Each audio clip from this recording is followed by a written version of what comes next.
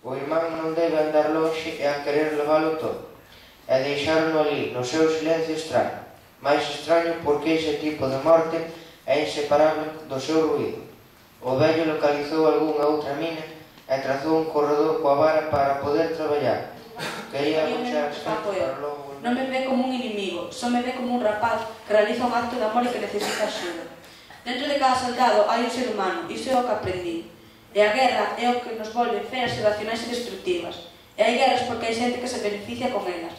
Trato de concentrar o meu odio nos que envían os exércitos a loitar, nos que dan as sortes, nos que están detrás e non veñen a guerra. E, sen embargo, tiran dela o maior proveito. Que razón tiña Mar, cando decía que estaba continuamente a facer preguntas. Agora mesmo son un pozo de dúbidas e indecisións. Por que non estás aquí? Tiña nas túas mans. Embarcamos nunha praia de Tánger. Era unha barca frágil, inestable, que avanzaba torpemente, vacilante como a casca dun cocoteiro entre a crecente forza daquela zona. Foi a verdadeira vez que o vin vir, na Fisana. O teu irmán Sam, o meu home, desapareceu cando os outros tripulantes deglutido polo mar.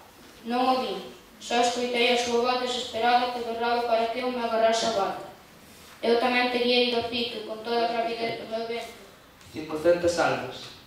Leveinos nas mans como se fosen maletas, ou boteimos o ombreiro. Só levei nos brazos os nenos. Cando acabei, o ceo estaba amarelento, como un xornal en chamas. Se te fixabas ben, aínda se lían os titulares que comentaban o desenvolvemento da guerra e temas polo estilo. Como me gustaría arrancalo de ali, engorrar o ceo impreso e lanzalo lonxe.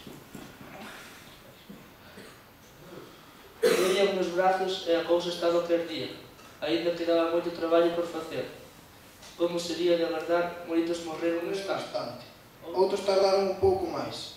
Tiña que ir a máis sitios, coñecer máis ceos e recoller máis almas, polo que volvín á colonia máis tarde, pouco despois de que pasaran os últimos avións, e presenciei algo excepcional.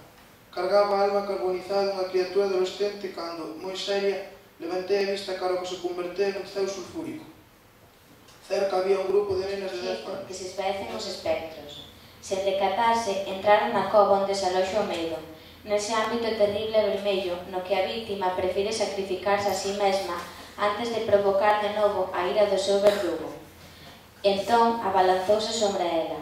O puño enorme golpeoulle nunha meixela, unha, dúas, tres veces. A outra man xigantesca suxeitou os brazos que trataban de facer fronte àquela mole inesperada, a toda esa brutalidade que se precipitara enriba dela nun instante, desbaratando o seu orgullo de ser muller, o ensimismamento do seu amor, a súa cega confianza na vida que fora construíndo, o abeiro que intentara levantar ferventemente para ela mesma, el e o seu fillo.